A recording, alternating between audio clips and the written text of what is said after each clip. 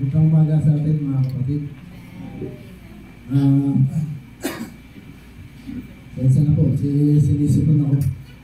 Kanina, umaga, masama yung katawan ko. May bumubulong sa akin na huwag na ako sumimba dahil may excuse naman dahil masama yung katawan, pero hindi ko pinansin yun. Kailangan ko rin ito, kailangan ko siya. Pinilit ko. Pero isa pa sa papatotoo ko yung petsa na bangin.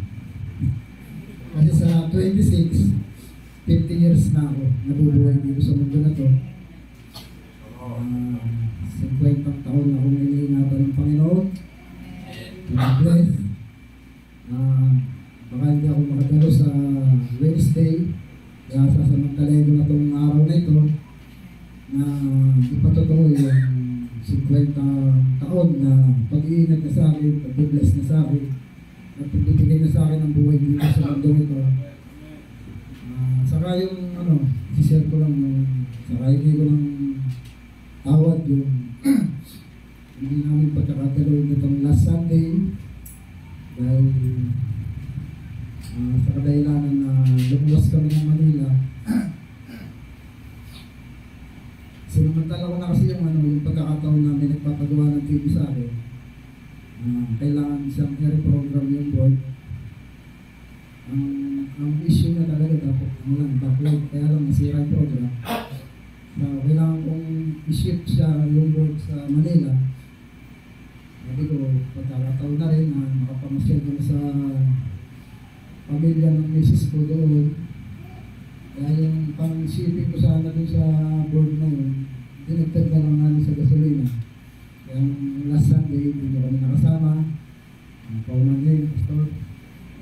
Doon na lang yun kami nakipag-church doon sa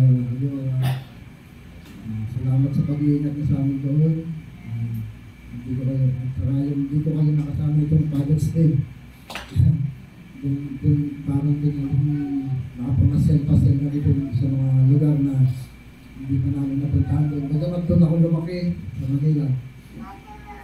Hindi ko na kasi napunta yung mga pasyalan na yung doon. Umalis kami kaya sinamantala namin nung nakaraan. Kaya pasalamat ko sa Panginoon yung mga blessings na yun. Saka itong sa pang papatotoo ko yung binigay sa akin ngayon ng Panginoon Diyos na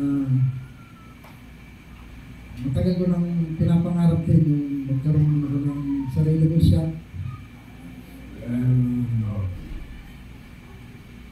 Ayun, nagkaloob na ng Diyos. Wala man akong gamit na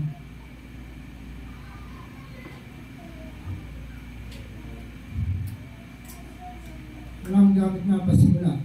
Wala akong mesa.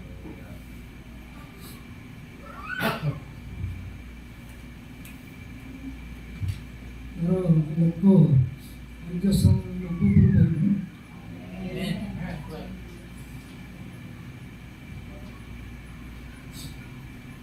Importante yun na nakuha ko na yung pwesto at hindi ako ng pwestohan yun, bahala na. Si Lord na yung magpaprovide doon. Samahan niyo ako sa panalangin na magpalain ako doon sa magiging trabaho doon. Binabalik ko sa ating Panginoon